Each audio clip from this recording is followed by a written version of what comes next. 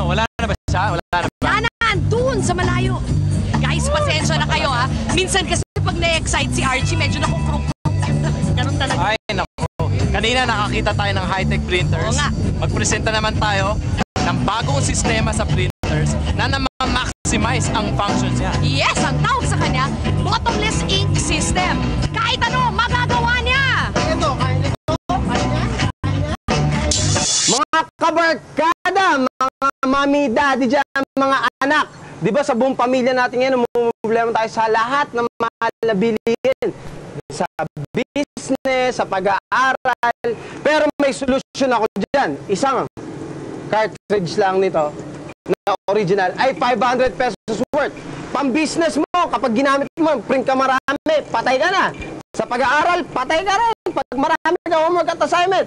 Pero may hinahanap ako solusyon. Halos lahat sa atin ay gumagamit ng printer, di ba? Ginagamit natin yan para mag-print ng homework para sa school or mga documents naman para sa trabaho. Minsan nga ay napapa-professional printing services pa tayo, di ba? Log on na lang tayo sa www.bottomlessink.com at madidiscover natin ang isang bagong technology kung saan makakatipid tayo ng ink. Ang Bottomless Ink System ay isang produkto na design bilang alternatibo sa mga traditional at mamahaling mga ink cartridges. And you know what? This means big savings. Sa unang labas pa ng pera niya, medyo mabigat na sa bulsa kasi 5,000 pesos yung buong set. Pero in the long run, makakatapid kayo. Tingnan nyo nga naman ang savings sa chart na to. Ikumpara natin ang presyo at quantity. You do the math. I-compute nyo. Malaki ang diferensya, di ba? 200, 200, 200, 200, 200, 200, 1, 2. 500, 500, 500, 500, 500, 500, 3,000? Ang tanong ay safe ba ito? Sabi raw ay gumamit ng original branded ink refills para hindi masira ang printers nyo. Pero, eto naman ang sabi ng iba. Alan, sagutin mo ang tanong namin lahat. Totoo ba nakakasira yan dahil sabi ng manufacturers at nung ilan natin mga kababayan dyan nakakasira pagka-refill at hindi original? Sa amin, as far as I'm concerned, any ink na gagamitin mo sa printer mo, hindi naman siya nakakasira. Kahit gumamit naman tayo ng original ink ng printer na to, for example, hindi natin siya nagamit ng 4 na buwan, hindi magbabara talaga yon dahil yung ink na quality nun is quick drying ink.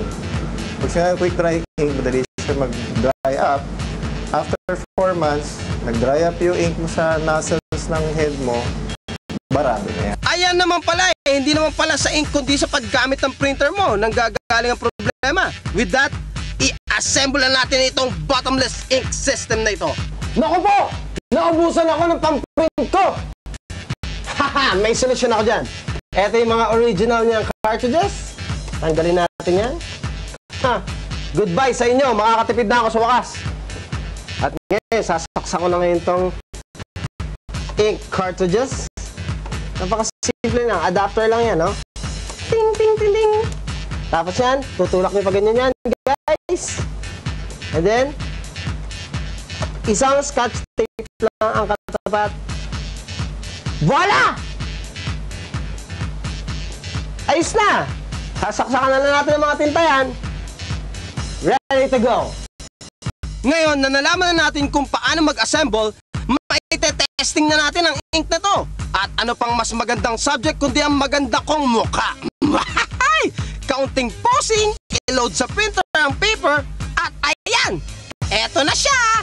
Yan, malapit na matapos yung picture ni Pogi! Ang Pogi! Ay, natalsing ako pa ng ano. Aba! Tuyo na kaagad! Wow! Quick drying ink palang gamit dito, tsaka napaka-glossy. Ganda-ganda, oh. Pogi ko, oh. I love you! So, ayan, very good ang finished product. Imagine, makaka-print kayo ng mga pictures nyo at a lower cost. Maraming ayaw gamitin ang printer nila pang print ng pictures dahil, alam mo na, mahal ang ink. Ngayon, may alternative na. Ayan mga kabarkada, pinakitaan ko na kayo ng pwede nyo pagpilian between original and sa mga hindi original pero pareho rin ang purpose. Bahala na kayo kung gusto yung bilhin or hindi. Gusto yung mapamahal, mapamura. Basta ako nagsasuggest lang po sa inyo lahat dahil mahal na mahal ko kayo. Ito po muli si Boy Tipid sa susunod. Bye-bye!